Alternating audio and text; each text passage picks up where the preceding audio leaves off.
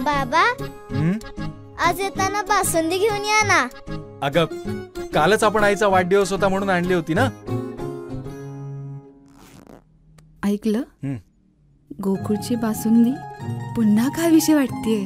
खरं सांगू, मलाही खावीशी वाटतेय. पुन्हा पुन्हा खावीशी वाटणारी गोकुळ बासुंदी.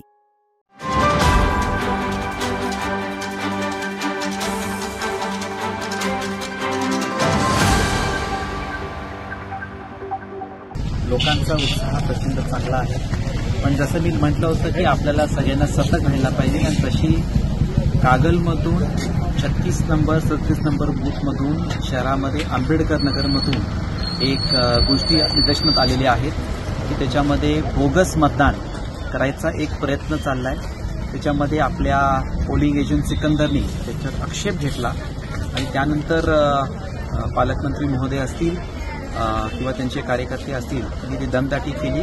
मी आमच्या पोलिंग एजंटचं सिकंदरचं अभिनंदन करतो की त्यांनी हे बोगस मतदान होऊ दिलं नाही. भारतरत्न डॉक्टर बाबासाहेब आंबेडकरांच्या संविधानाअंतर्गत आपल्याला आपला हक बजवायचा आहे.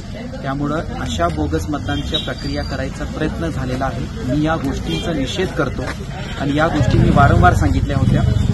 पूर्ण गडिंग्लज, उत्तूर, कागल या परिसराच्या मतदारांना म्हणतो की आपण सतर्क राहावा. आपला मतदान तुम्ही स्वतः करा. बिराचेवाडी गावामध्ये पण काही दमदाटी आणि बोगस मतदान करायचा गोष्टी निदर्शनात आलेल्या आहेत. तिथं आमचे कार्यकर्त्यांनी सगळ्यांनी ते मोडीत काढलं. तक्रार केल्यावर प्रशासन, पोलीस तिथं पोहोचले. याचा अर्थ असा आहे की बोगस मतदान करून असंवैधानिक पद्धतीने सत्ता हिसकावून घ्यायचा प्रयत्न आदरणीय पालकमंत्री महोदय करतायत आणि त्याच्यामुळं आपण सगळ्यांनी सतर्क राहावा. आणि अशा गोष्टीचा मी जाहीर निषेध करतो. कितीही करू देत, भारतरत्न डॉक्टर बाबासाहेब आंबेडकरांच्या अंतर्गत, संविधान अंतर्गत लोकांची सत्ता आणि परिवर्तन इथं होणार आहे. अशा अनेक काही गोष्टी आल्या तर मी प्रशासनाला स्ट्रिक्ट वॉर्निंग देतोय की अशा गोष्टी होऊ नये. बोगस मतांचे प्रकार आपल्या कागलमध्ये खपून घेणार नाही. त्यामुळे सगळ्यांनी याच्याबद्दल सतर्क राहावं.